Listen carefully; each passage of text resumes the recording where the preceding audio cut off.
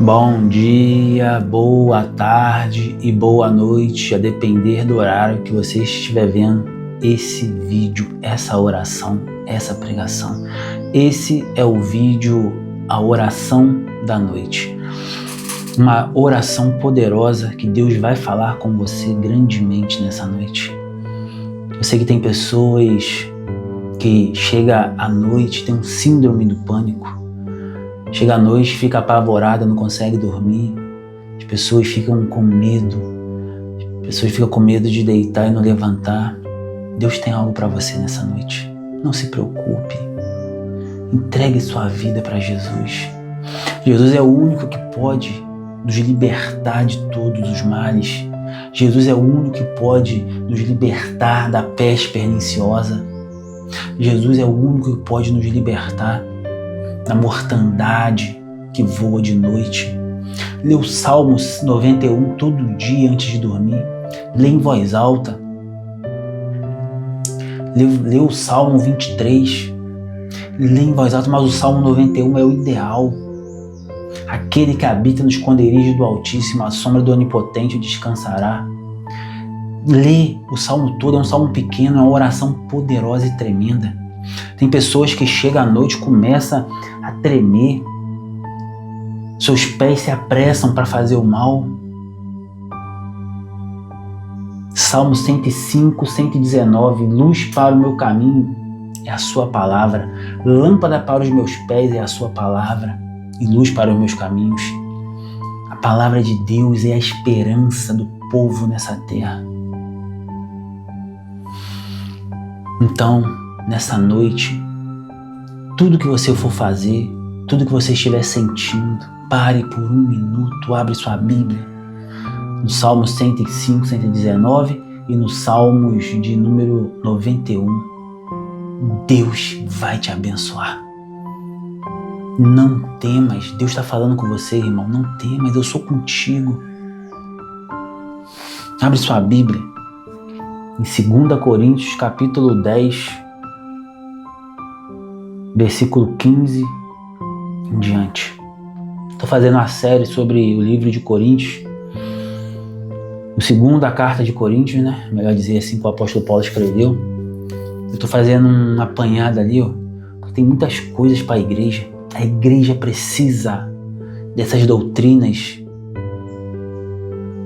As doutrinas que Paulo escreveu não foi só para aquelas igrejas lá, não. É para hoje. Porque Jesus Cristo é o mesmo ontem e hoje será eternamente. A doutrina de Paulo é para a igreja, mas não para a igreja pedra. Não. Nunca existiu igreja pedra, irmão. A igreja pedra que existe hoje é uma matrix para te prender. A Bíblia fala que Jesus nos fez reis e sacerdotes. Eu sou rei, sou sacerdote, você é rei e sacerdote. Jesus falou que Deus falou, eu não habito em templos feitos por mãos humanas. Deus está falando, sai dela, povo meu, para que não sejais participante da sua doutrina. Isso é uma ilusão que Deus está num templo, que você tem que ir num templo. Não, o cristianismo não é você sentar a bunda 2 horas por noite, por domingo, por sábado, numa missa, numa igreja evangélica e falar que você é cristão. Não. O cristianismo é um estilo de vida. Você pode ir na igreja todo dia e ser um demônio na sua casa. Ou você não pode ir em templo nenhum ser um amor com seu pai, com a sua família, com a sua mãe, com a sua esposa, com seus filhos. É estilo de vida, irmão. O cristianismo é renúncia durante o dia. Todo dia você tem que renunciar. Isso é cristianismo.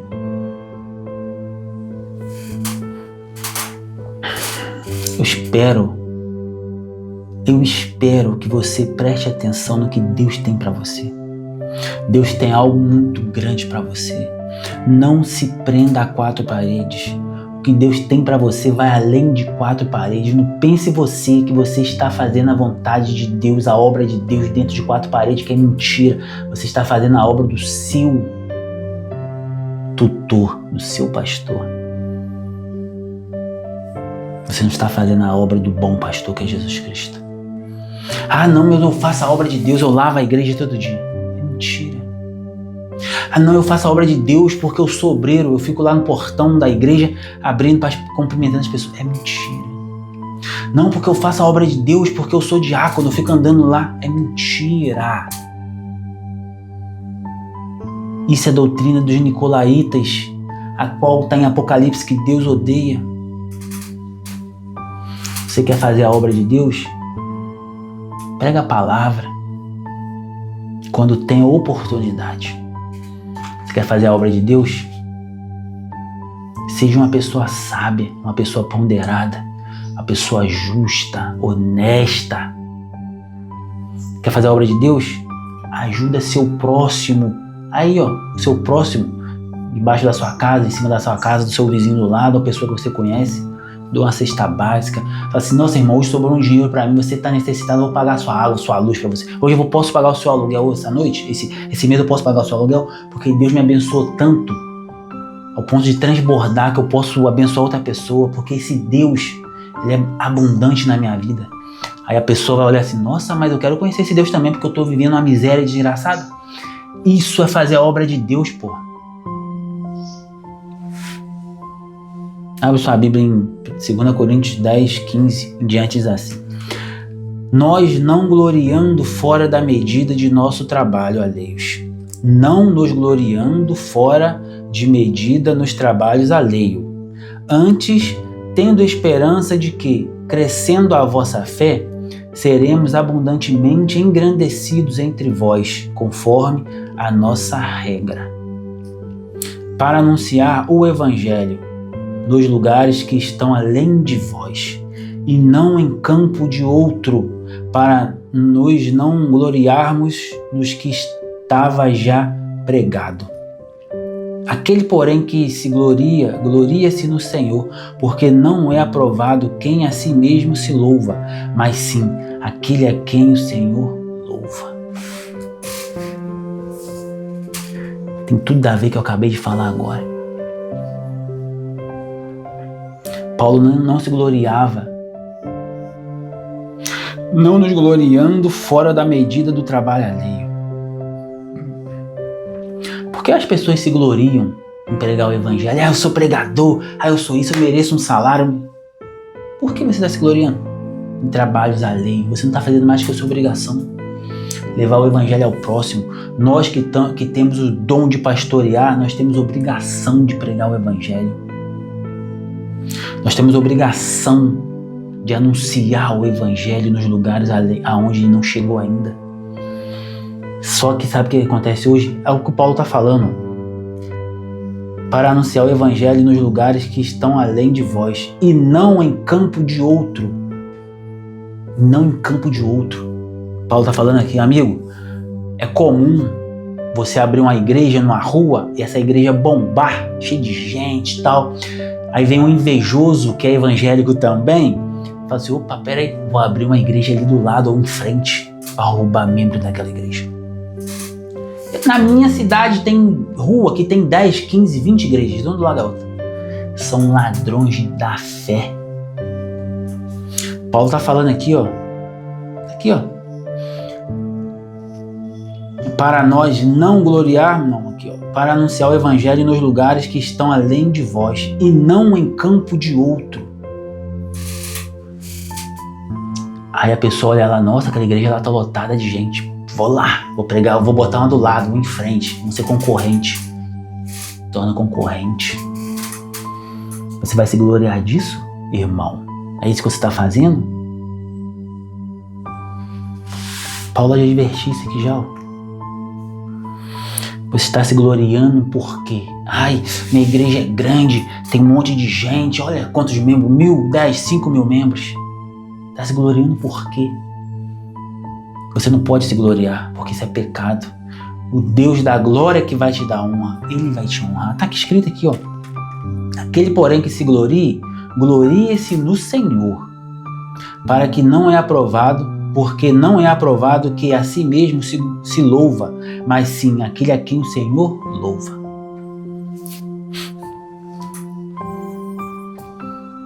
É assim que funciona, irmão. A operação do erro está agindo no meio do povo de Deus. Vocês têm que prestar atenção nisso. Deus está mandando bater nessa tecla, bate nessa tecla. A operação do erro já está em curso e a igreja de Cristo não está prestando atenção. Essa operação do erro foi mandada pelo próprio Deus para provar aquelas pessoas que se diz ser de Deus, que se diz ser cristã. É a operação do erro. Eu vou te falar uma coisa que você vai achar que é até um escândalo, é mentira. O Senhor Jesus, ele operava na operação do erro de muitas formas, de muitas maneiras. Blasfêmia? Não. Toda vez que Jesus pregava em parábolas, Jesus estava operando a operação do erro. Sabe por quê? É comum você ouvir assim, não, Jesus pregava por parábola para aquelas pessoas ali aprenderem, para aquelas pessoas ali entenderem. Porque Jesus falava por parábolas em formato de agriculturas, de plantação, e aquelas pessoas eram pessoas que plantavam. É mentira. Jesus falava por parábola porque aquelas pessoas não era para ouvir mesmo o evangelho. Portanto, depois que passava um tempinho, os discípulos falavam assim, mestre, explica para nós aquelas parábolas. O que o senhor queria dizer com aquilo? E Jesus explicava para aquelas pessoas particularmente. A operação do erro está aqui até hoje. Não caia nessa. Seja abençoado, irmão. Estamos vivendo os últimos tempos. Jesus está às portas, a qualquer momento ele volta. Amém? Posso orar por você nessa noite? Senhor, meu Deus e meu Pai, tenha misericórdia do seu povo, Pai. São povos que estão se louvando a si próprio. São pessoas que acham que está fazendo a sua vontade, mas está fazendo a sua vontade, a vontade própria. São concorrentes do Evangelho, Pai. Pessoas que não podem ver um homem se destacar, que corre lá e faz o mesmo por inveja. São concorrentes da fé. Ao invés de se unir para pregar o Evangelho, não, Pai. São mais de 30 mil denominações que não concordam com a outra, roubando membros de um do outro. São pastores que acham que é dono do membro, são donos dos membros, Pai. Perdoa esse povo, Senhor. Perdoa esse povo, Pai. Esse povo não sabe que a operação do erro já está agindo no meio do povo de Deus. É um teste. Quem poderá passar nesse teste, Senhor? Abre os olhos espirituais do seu povo, Pai. Envia o dom do discernimento espiritual. É aquele dom que consegue ver quando é o diabo falando na boca das pessoas e quando é o Senhor. Tem dó do seu povo, Jesus. Eu clamo. Tem dó da minha família, tem dó de mim, tem dó das pessoas em minha volta. Tem dó de quem está me ouvindo. Abra a consciência dela para que ela possa receber a sua palavra em nome de Jesus. Amém. Glória a Deus. Já é um inscrito no canal? Se inscreva.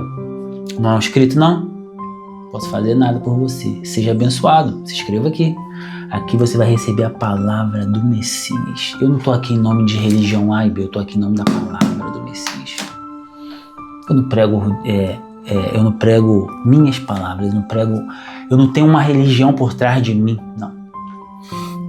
Eu tenho Jesus por trás de mim. Eu tenho o Evangelho da verdade. Amém?